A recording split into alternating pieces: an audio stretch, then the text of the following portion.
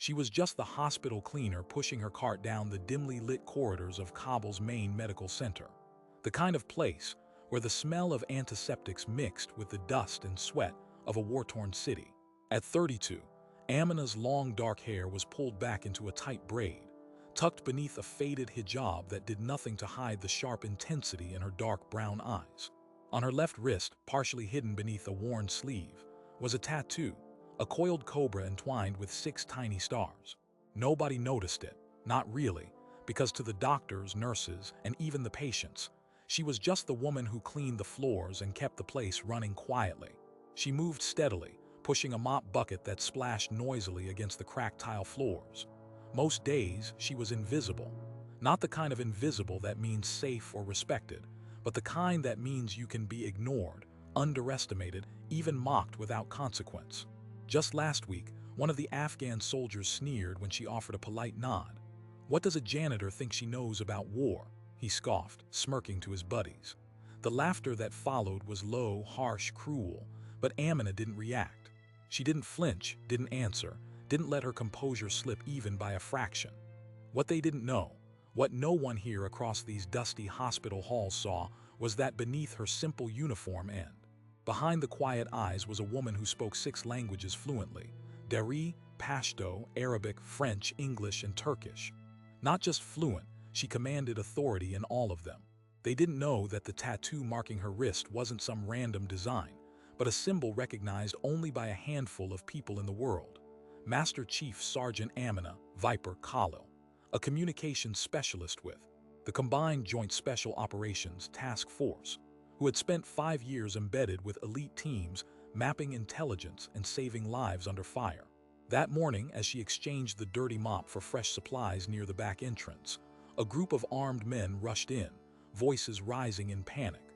The hospital had just been targeted, an attack unfolding faster than anyone expected.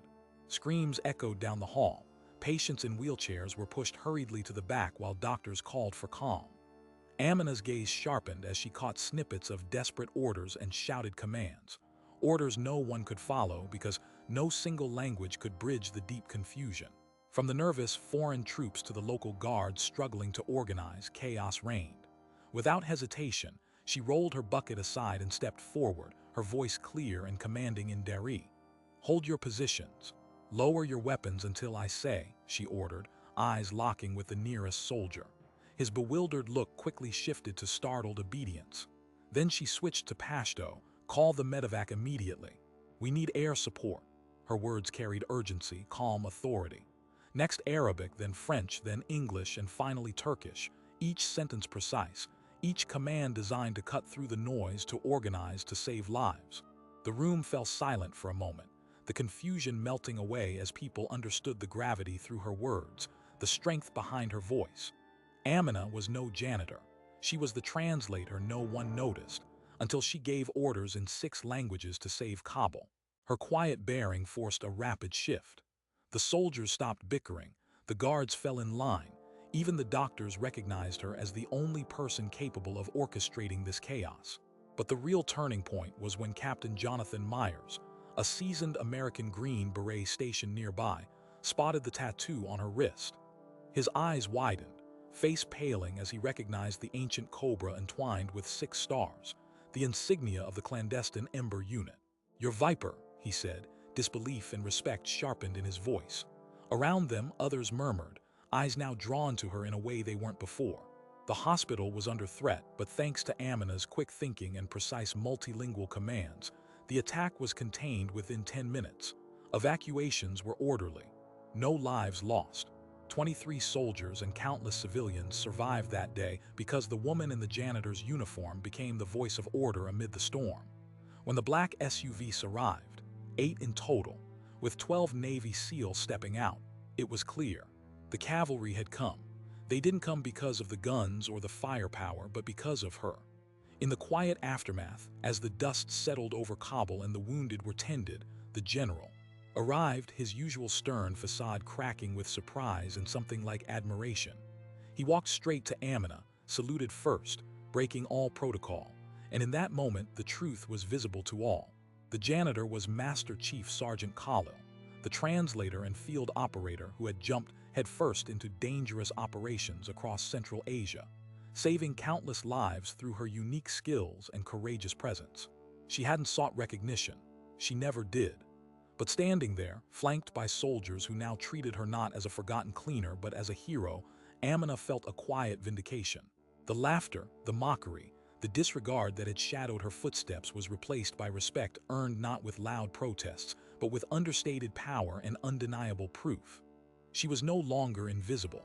The tattoo on her wrist was a symbol of survivor stories, of sacrifice underwater and beneath the bombs. And today, it was a beacon. Amina's story wasn't just about one hospital or one attack. It was about how courage and competence can be found where you least expect them. About the power of language in war. About the strength of a woman underestimated and pushed aside for years. Soon, her name would be known throughout the task force, from the Pentagon war rooms to the briefing halls where decisions cost lives. The janitor who spoke 6 languages and ordered evacuations under fire had turned the tide in a chaotic moment. Proof that heroes wear many faces. And sometimes the most important orders come quietly from those no one notices at first. But those moments of recognition came with a cost. Because while the attackers were driven off and the hospital saved, the question remained: how much longer would the people who doubted her continue to silence the veterans just trying to serve in whatever capacity they could? The harsh truth was it took almost too long for anyone to see who she was beneath the mop and bucket. Almost too long for some lives to be lost. That injustice weighed heavy on her shoulders as she was ushered into temporary safety, her wheelchair rolling silently through halls now bustling with armed personnel and grateful patients. She had survived sniper fire 50 feet away. She had translated cover calls while under mortar attack. She had once navigated tense negotiations in Kabul's red zone, her voice the only constant in swirling chaos.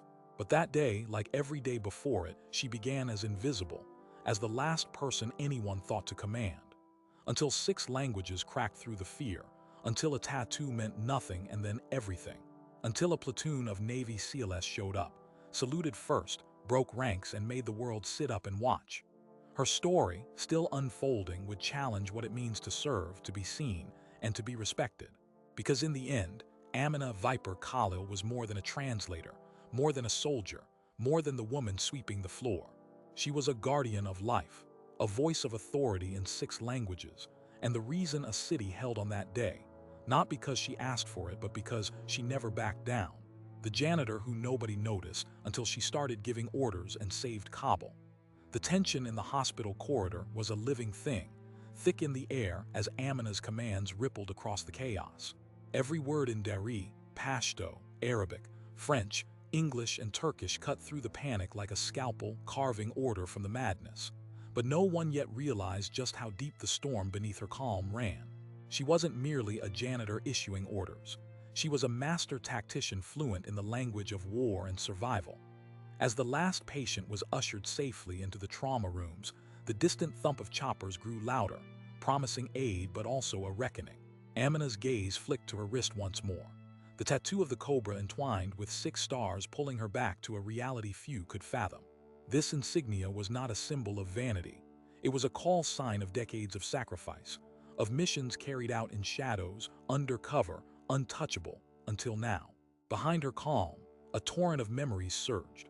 5 years coordinating covert communications across mountainous Afghan provinces, nights spent deciphering enemy codes under starlit skies, and close calls where a single mistranslation meant death. The tattoo marked her as Ember 2, a designation whispered in special operations circles but never advertised. It was why the American Green Beret who approached her moments ago had turned so pale, why the Navy SEAL team that had just arrived was silent but alert. It was why the hospital now felt the shaky gravity of respect, where once only derision had reigned. Captain Jonathan Myers studied her carefully, the faintest edge of disbelief clashing with a surge of relief in his eyes. "Master Chief Sergeant Khalil," he said quietly, voice hushed, but carrying a weight that silenced the room. "You kept this place safe. You saved lives no one else could reach." His words shattered the last barrier, and in that instant, the faces that had sneered, ignored, and mocked her began to register a profound truth. The woman pushing a mop bucket was no mere cleaner. She was a guardian carrying the unyielding will of the Ember Unit, a clandestine communications specialist who had survived 3 firefights in the past month alone. 8 black SUVs had rolled up within 10 minutes, their dark silhouettes casting long shadows against the dust and rubble outside the hospital. 12 Navy SEALs emerged, silent as ghosts, each weapon poised but lowered in deference not found among ordinary soldiers.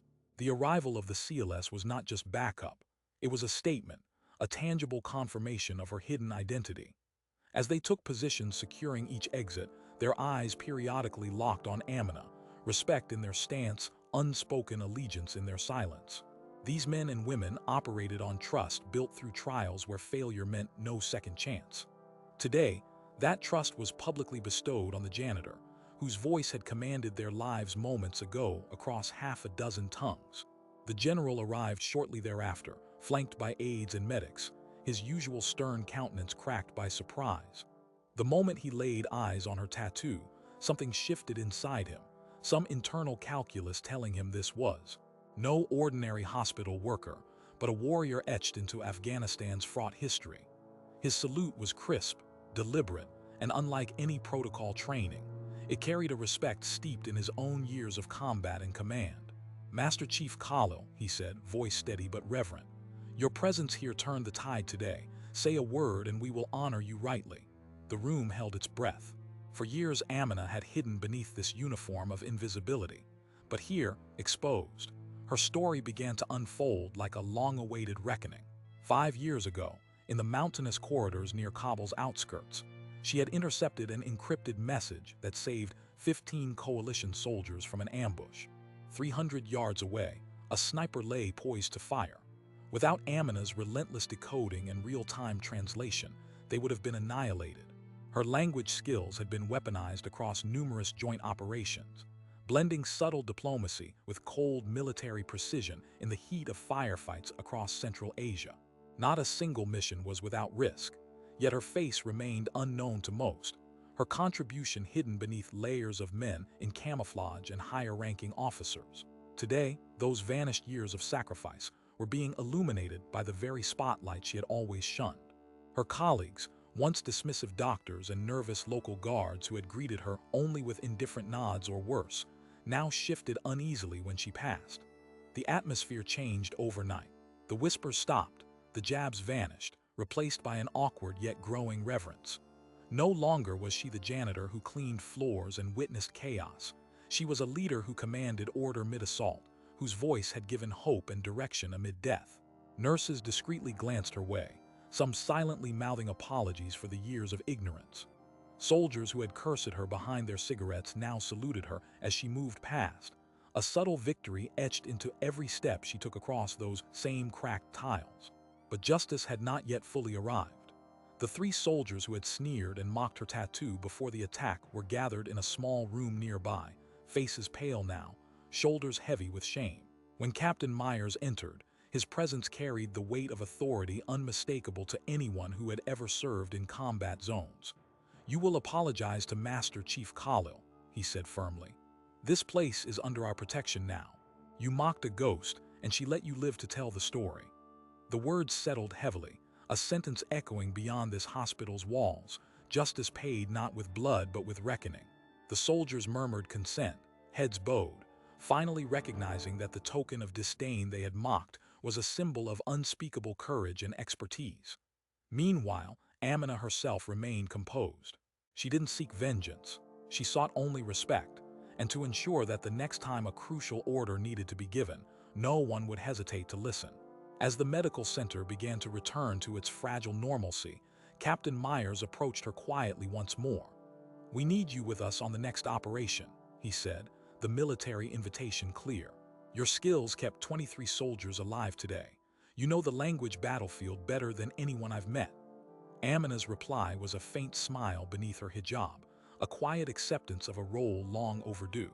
Her story began to circulate beyond Kabul, reaching Pentagon briefing rooms where high-level strategists planning missions struggled to reconcile the woman in the janitor's uniform with the legend of Ember 2.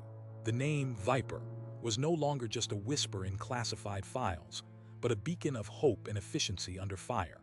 Amina's tale became a crucial example of how deeply skilled operators could be hidden in plain sight, their talents overlooked until the moment their voices and languages became the difference between life and death. There was a video, captured by a soldier's shaky cell phone, that circulated quietly at first and then went viral across military social networks. A clip capturing the calm authority in her eyes as she issued orders, in 6 different languages, steady as a mother commanding her children. Viewers watched, riveted, as the camera lingered on the tattoo peeking from beneath her sleeve, the cobra coiling defiantly in the face of chaos. Comments poured in, "She's why we're alive. Salute to true heroes. Incredible strength and resilience." The video was more than a moment preserved. It was a wave altering perspectives, demanding that heroes be seen and honored beyond assumptions and stereotypes. Amina understood that her newfound recognition was not just for her, but for all the invisible veterans, the voices silenced by misunderstanding, the skilled operatives relegated to unseen roles, the women soldiers whose commands were too often dismissed. This moment was a declaration. No longer would those who served in the shadows be forgotten or scorned. Her career would henceforth blaze a path for others, a testament to perseverance and the power of language as a weapon as vital as any rifle. The hospital, once a place where her presence seemed negligible, was now a symbol, a frontline where the boundaries of war and healing collided, and where one woman's voice echoed louder than gunfire. Patients who had barely glanced at her before now sought her out with gratitude. The staff nodded in quiet affirmation. The silence of her years as the hospital cleaner had been replaced by the commanding quiet of respect earned under fire. In the weeks that followed, the military made sure she was provided not only with medical care for lingering injuries sustained during the attack, but with an official debriefing that would lead to commendations and a full reinstatement into active service. The path ahead was uncertain, but Amina knew she was ready to walk it. Her wheelchair had been a symbol of limitation to some, but to her, it was a tool of resilience, part of the body that had survived sniper fire, mortar attacks, and the crushing weight of invisibility. Her story, carefully chronicled by military historians and journalists, would become a vital chapter in the ongoing narrative of modern warfare, proof that bravery did not only come in forms expected or visible at first glance. The cobra on her wrist was not just ink. It was the embodiment of deadly precision, enduring spirit, and the quiet fury of a woman who refused to be ignored again. On her final day at the hospital, as she wheeled herself through the halls now buzzing with renewed purpose and murmurs of respect, a young nurse stopped her. "Thank you," the nurse said softly, eyes glistening, "for saving us all and showing us who real heroes are." Amina's reply was simple but unwavering. "Heroes come in many forms. Remember that." And with that, the janitor who no one noticed had changed the course of Kabul's history. Not with guns blazing or grand speeches, but with the steady voice of a translator who spoke truth in 6 languages and commanded life itself with a tattoo and a whisper that finally became a roar.